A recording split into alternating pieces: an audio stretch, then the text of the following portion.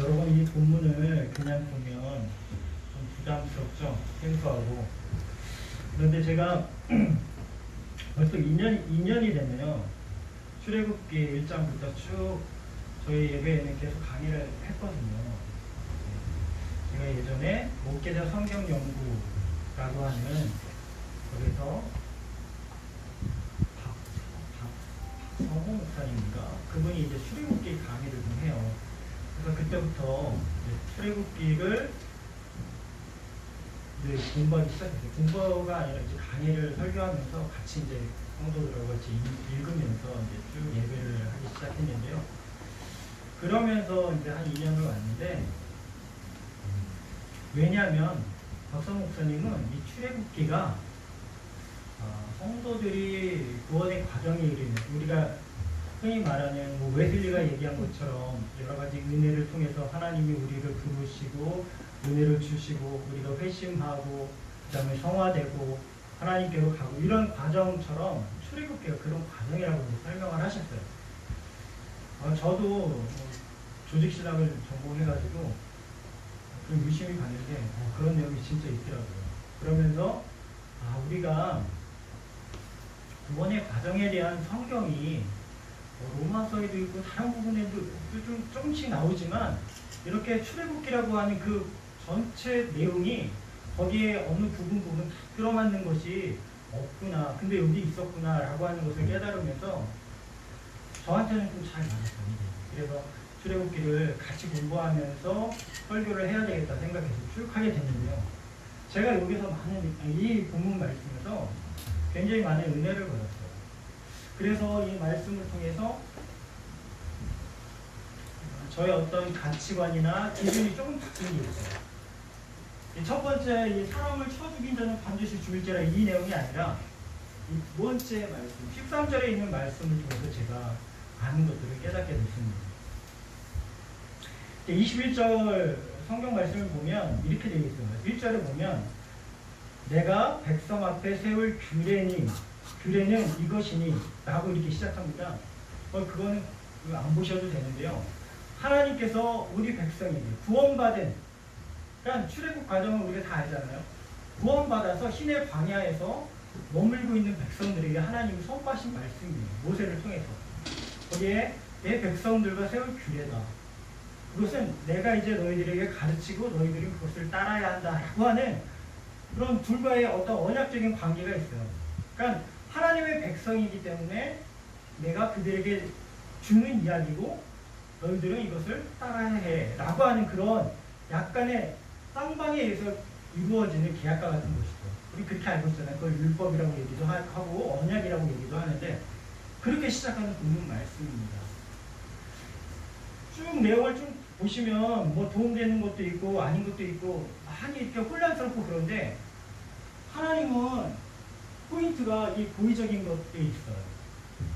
하나님께서 화를 내시고 하나님께서 용서하지 않는 이유는 고의적인 거라는 거예요. 근데 하나님이 분명히 하나님은 살인하지 말라.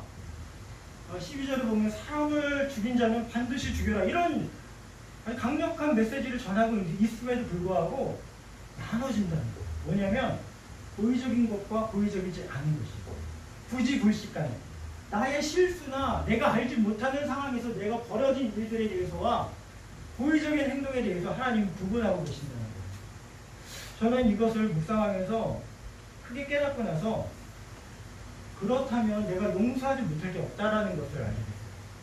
하나님도 하나님이 말씀하신 것처럼 그가 창조하신 생명을 해하는 것을 용서하지 않으시는데 그럼에도 불구하고 고의적이지 않은 것, 내가 부지불식간에 내가 알지 못하는 사이에 나의 실수로 내가 원치 않았는데도 불구하고 벌어진 일에 대해서는 하나님이 용서하신다는 거예요. 그리고 그가 다칠까봐 그가 다른 사람에 의해서 그때는 그게 있었잖아요. 눈에는 이해는 누군가가 나를 죽였으면 나를 해했으면 나도 그렇게 할 수 있는 그 법이 있었는데 그 사람이 해를 당할까봐 하나님이 피난처를 예비하신다라고 얘기하고 있어요. 그를 죽는 것을 원하지 않는다는 거예요.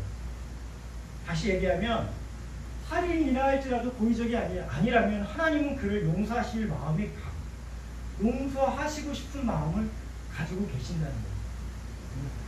때로는 우리는 우리가 되어진 일들 때문에 많이 괴롭고 힘들 때가 있습니다. 그러나 하나님도 이런 마음을 가지고 계십니다. 누군가 나를 헤아리고 고의적으로 행동하지 않은 거라면 우리는 하나님처럼 이런 마음으로 용서의 마음을 갖지 않으면 안 된다는 것을 좀 깨닫게 됐습니다. 이 고의적인 행동에 대해서 제가 언어에 이제 성경을 보면 이제 원어도 나오고 합니다. 그래서 찾아봤습니다. 고의적이라고 하는 단어는요, 주드라고 하는 원어를 쓰고 있어요. 근데 몇 가지 뜻이 있습니다. 끓다, 끌어올릴 때. 여러분들 갑자기 화가 확 나면 폭발하잖아요. 욱한다 그러잖아요. 제가 예전에 욱하는 마음이 굉장히 많이 있었거든요. 그러니까 욱하는 이유가 여러 가지가 있겠지만 바로 고의적인 행동입니다. 내가 화가 난다는 것을 표현하는 거죠.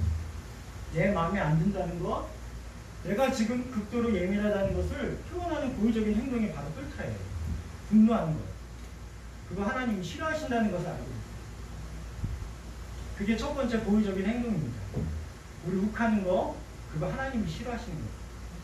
욱해서 무언가를 했으면요, 용서하지 않으신다는 뜻이에요.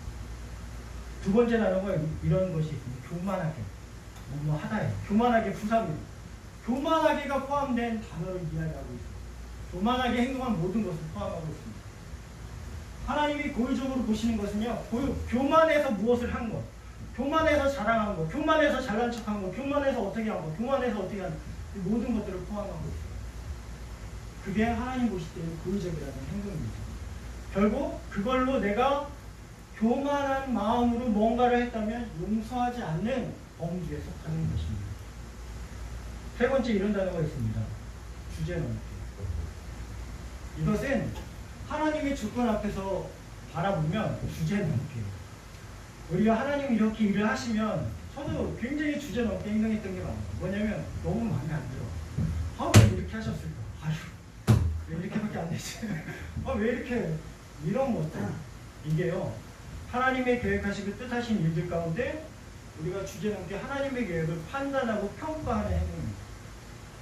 이것도 부사예요. 주제넘게 무엇을 하는 거예요. 주제넘게 무엇을 앞질러 나가는 행동들을 다 이야기하고 있습니다. 그게 하나님 보실 때는 고의적인 행동입니다. 좀 예를 들어볼까요? 출애굽 당시에 하나님이 계획하신 대로 지금 모세가 이끌고 있잖아요. 이스라엘 백성들이요. 사실 그럴만하죠.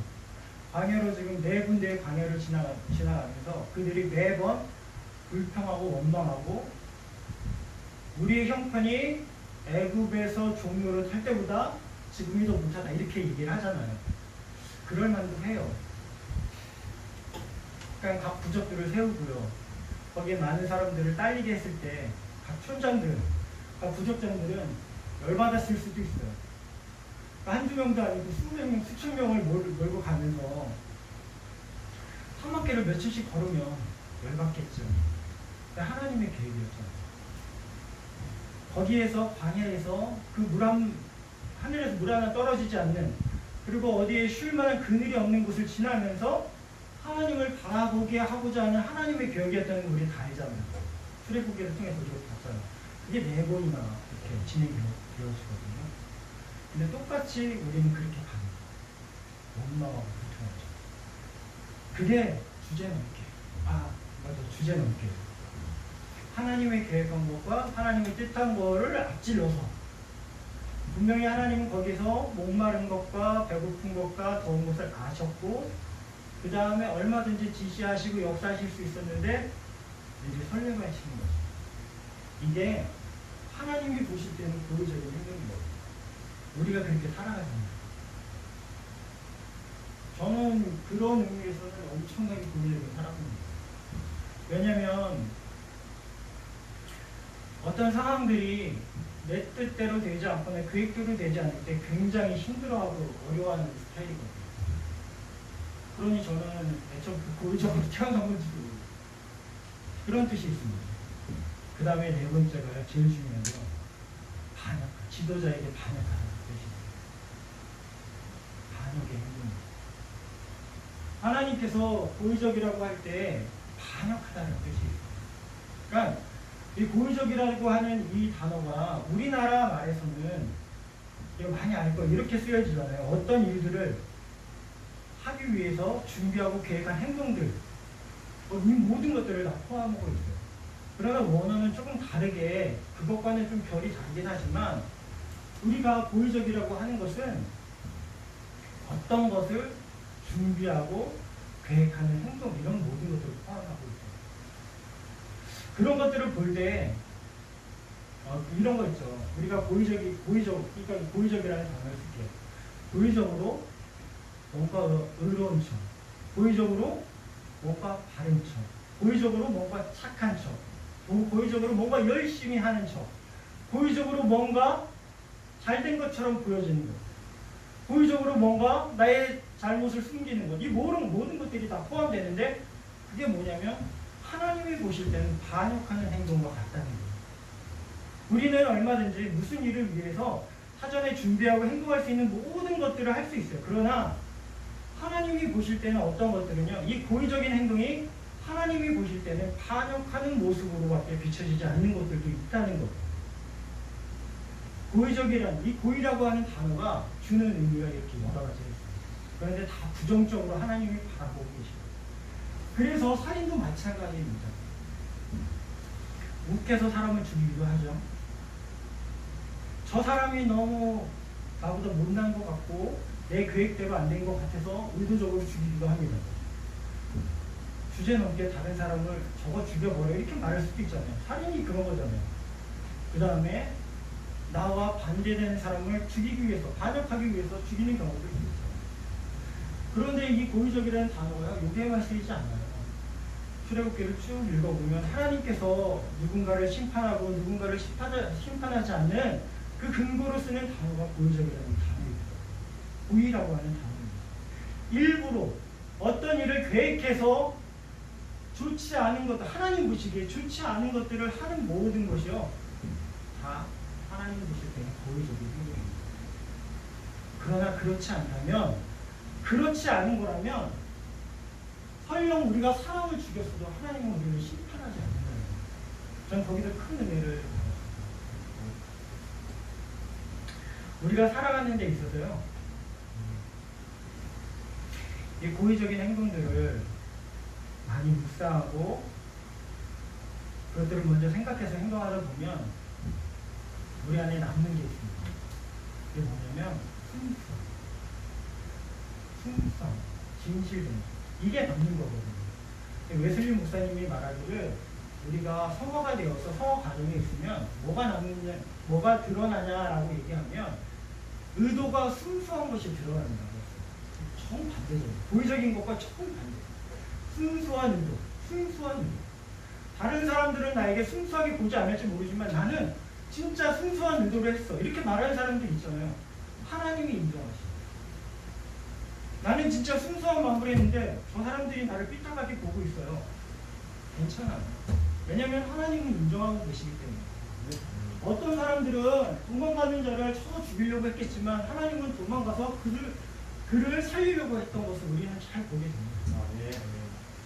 그러니까 우리가 반대로 얘기하면 나의 의도나 나의 상황과 내가 했던 것들을 잘못 받아들여서 내가 오히려 오해를 받거나 불리한 이익을 당할 수가 있어요. 그러나 걱정하지 않았으면 좋겠어요. 하나님은 그것을 그냥 가만 보고 계시지 않는다는 것. 그게 오늘의 말씀이 아닌가 저는 생각해 보게 됩니다. 웨슬리 목사님은요, 왜 우리가 순수해야 하냐면, 의도가 순수해야 하냐면 이렇게 얘기하고 있어요. 우리의 외적인 행동들, 우리가 외적으로 드러나는 것들은 겉으로는 다 똑같이 보인다, 이렇게 말합니다. 그러나 의도에 따라서, 그것이 얼마나 순수한지 아닌지의 의도에 따라서 하나님이 그것을 평가하고 가치를 매기는 것은 전혀 다르다, 이렇게. 그래서 어떤 사람에게는 헌금, 구제, 그 다음에 봉사, 금식, 재물을 쌓는 것, 재물을 쓰는 것, 이 모든 것들이 우리가 얼마나 고의적인 기본적인 성품에서 드러나는 건지, 순수한 의도에서 드러나는 건지가 그것의 가치를 하나님 평가하신다는 거예요. 어떤 사람은 똑같이 헌금을 했고 어떤 사람은 똑같이 열심히 예배를 드렸지만 하나님이 보는 기준은 다르다라고 웨슬리 목사님이 말씀하고 계세요. 그런데 그런 순수한 의도는 거듭나서 성화의 과정을 겪는 사람들의 안에서부터 드러나게 된다. 만약에 우리의 의도가, 우리의 속마음이 순수하지 못하다면 우리는 어느 순간 그 거듭남을 잃어버리고 고의적인 삶을 살고 있는 것입니다.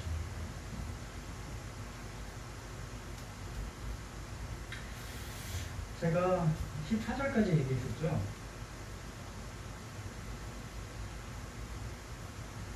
14절을 보면 가장 중요한 거. 깜짝 놀랐어요. 하나님이 고의적으로 누군가를 죽인 사람이 있다면 그를 내 재단에서라도 잡아서 죽여요. 용서하지 않겠다는 의미가 담겨 있습니다. 여러분들 궁금하시면 출애굽기를 쭉 읽어보시면 한 19장 이 부분을 읽어보시면 하나님이 백성들과 하고 세운 언약에 대해서 나와요. 심지어 이런 얘기도 있어요. 시장에서 어떤 사람이 빚이 있어서 돈이 없어서 딸을 팔아요. 보니까 괜찮아서 샀어요. 순수한 의도죠. 뭐 종이 필요했으니까. 때로는 이렇게 얘기해요. 내 후처를 주려고 합니다. 라고 샀어요. 그런데 이 산 사람이 되팔면 안 돼요. 이유가 잘못돼요. 되팔았을 때는 어떻게 하라고 되어 있냐면 그 여인을 해방시켜요. 이렇게 돼요. 그게 하나님의 순수한 의도예요. 왜냐하면 그 딸을 파는 행동은 그 가정이 너무 힘들어서 부모가 오죽했으면 자기 자녀를 팔겠어요. 거기까지 하나님은 봐주시는 거예요. 그래서 샀어요. 그러면 그러니까 두 가지가 있는데 그냥 종을 사는 경우도 있고 후처를 드리기 위해서 사는 경우가 있어요. 정말 후처를 드리기 위해서 샀는데 네가 그렇게 안 할 마음이면 딸처럼 내라. 이렇게 되어 있어요. 하나님은 순수한 의도를 더 발전시켜서 그대로 행동하도록 이야기하고 있습니다. 만약에 그렇지 않으면 그 여인을 놓아줘. 어떤 것도 묻지 마라. 이렇게 얘기하고 있습니다. 이게 하나님의 순수한 의도와 그렇지 않은 고의적인 행동에 대해서 구분하고 있는 기준입니다. 제가 이 얘기를 왜 하냐면 우리가 살아가는 데 있어서 하나님은 우리를 그렇게 평가하시는 거예요.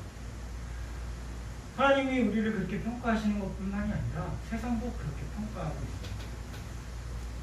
제가 뭐 알바하는 걸 여러분들도 아마 다 아시지만 제가 오천에서 CJ 물류센터 택배 이렇게 A4보다 조금 더 큰 것까지 해서 마대에다 담는 작업이요. 어느 날 출근하려고 5시 50분에 차가 떠나는데 한 5시 한 25분이나 됐나요? 차를 탔어요. 어떤 젊은 청년이 우리 김다설 우리 전도사님 좀 특근 청년이 타가지고 예수를 전하는 거예요. 근데 두 가지가 있잖아요. 예수를 전해도 다른 사람에게 도움이 되게끔 들을 수 있게끔 전하는 게 있고 이런 거잖아요. 이제 뭐 심판이 오니까 예수 안 믿으면 다 죽습니다. 이런 식의 메시지죠. 근데 사람들이요 교육하고 나가라고 빨리 나가라고 시끄럽다고 자야 되는데 시끄럽다고 이렇게 얘기해요. 그 사람의 입장에서는 순수했을 수 있어요. 근데 세상도요 순수하지 않으면 그렇게 반응하지 않아요. 저는 그 청년이 잘못됐다고 생각하지 않습니다. 그가 그렇게끔 하도록 그렇게만 전하도록 가르친 목사님들이 저는 거기에 가르쳤던 그 어떤 선교단체이든 무슨 교단이든 뭔지 모르겠지만 그 사람들이 순수하지 않도록 세상을 보는 우리가 내일 당장 종말이 와도 사과나무 심는 것처럼 우리는 믿음을 지키면 되는 거 아닌가요? 그런 신앙 안에서 내가 저들을 위해서 해야 할 것이 무엇인지를 가르쳐주는 게 진짜 신앙이지 그렇게 해서 뭐 어떻게 해요? 가까운 교회 가게요. 그 사람들이 그럼 나 어떻게 해야 되죠? 불안하네요. 나도 교회 가고 싶습니다. 이렇게 반응하기를 바라는 건지 잘 모르겠지만 저는 순수하지 않다고 봅니다. 정말 순수하게 우리가 복음을 전하는 것에 있어서도 주님처럼 했더라면 아니 갑자기 뜬금없이 주님 얘기하니까 좀 그런데 예수님 목사님 얘기를 한 가지 더 하면 이 순수한 의도의 그 가장 끝은 뭐냐라고 얘기할 때 사랑이라고 얘기해요. 그러니까 우리가 그런 순수한 의도가 뭡니까? 우리가 얘기하잖아요. 우리 그냥 욕심 없는 마음이니까 그냥 뭐 아기 같은 그런 마음인가요? 천진난만한 건가요? 막 이렇게 얘기할 수 있잖아요. 근데 웨슬리 목사님은 그 순수한 마음의 시작, 순수한 의도의 시작은 사랑이다. 사랑이다. 사랑에서 의도해서 나오는 그 마음이 순수한 의도요. 의도의 순수함이다. 이렇게 얘기하고 있습니다. 복음을 전하는 것도 중요하고요. 뭐 전도하는 것도 다 중요하죠. 봉사하는 것도 중요해요. 그런데 그 의도가 사랑이 아니면 아무것도 아닌 거죠. 하나님이 괘씸하게 보시는 이유 중에 하나가 그거 아닌가요? 헌금을 많이 냈어요. 열심히 봉사를 해요. 누군가가 나를 알아주고 내 계획한 대로 뭔가 잘 되어지고 하는 것들을 의도했다면 그것만큼 하나님 보실 때 고의적인 행동은 없는 것입니다. 그러나 내 교회 성도들을 위하고 나와 함께하는 나의 성도들 같은 공동체를 위하고 그들을 위해서 내가 헌신하는 것은 하나님의 보실 때 순수하게 보시는 것입니다. 그것이 그 중심에는 사랑입니다. 오늘 말씀이 조금은 여러분들에게 받아들이기 힘든 내용으로 시작됐을지는 모르지만 하나님의 기준이 그렇다는 거예요. 우리도 어떤 사람이 순수하고 의도가 괜찮은 사람을 더 한번 보게 되잖아요. 근데 그 기준을 하나님도 갖고 계시는 거예요. 우리가 하는 것이 똑같다 할지라도 하나님이 똑같이 평가하지 않는다는 것을 성경에 말하고 있고 웨슬리 목사님이 그렇게 말합니다. 오늘 우리가 이 시간에 모여서 하는 모든 것들이 너무 고마웠어요. 왜냐하면 이 노력들과 이 수고들이 그 웨슬리 목사님이 얘기한 것처럼 순수한 의도 그 안에 있는 것들이 보였기 때문에 만약에 그게 보이지 않았으면 저도 이게 순수한가 뭐 이렇게 보이네 보이적이네 이렇게 평가할 수 있잖아요. 우리 다 이렇게 평가할 수 있습니다. 왜냐하면 하나님 그렇게 하라고 지금 얘기하고 있으니까. 근데 그 안에 누군가를 위하고 우리를 위하고 또 어린당하는 우리 이 비전교회들을 위해서 하는 그 사역자의 그 순수한 의도 안에 있는 사랑을 보았기 때문에 너무 감사하고 이런 일들이 우리가 함께 사랑하는 마음으로 오래오래 계속 진행된다면 하나님이 우리에게 이렇게는 말씀을 나누시고 그럴 때 우리 모두에게 힘이 되고 또 용기가 되고 하나님이 보시거나 보시지 않고 드러나시는 역사가 되지 않을까 생각합니다. 네, 기도하겠습니다. 사랑의 하나님 참으로 감사합니다. 우리가 부족하고 연약하지만 우리 하나님께서 함께 하셔서 이 귀한 일들을 이룹니다. 하나님 이것들을 준비하고 계획하신 이가 하나님이라면 그 하나님이 하시는 일들 가운데 우리가 설 수 있도록 도와주시고 그 가운데에서 우리 모두에게 하나님이 주시는 그 놀라운 은혜들을 맛보며 회복하는 우리들 되어지게 하여 주시옵소서. 네. 하나님의 사랑에 의해서 시작된 이 일들이 우리 모두에게 사랑으로 전파되어지고 흘러나는 놀라운 일들이 되어지게 허락하여 주시옵소서. 네. 감사드리며 우리 주 예수님의 이름으로 기도하옵나이다. 아멘.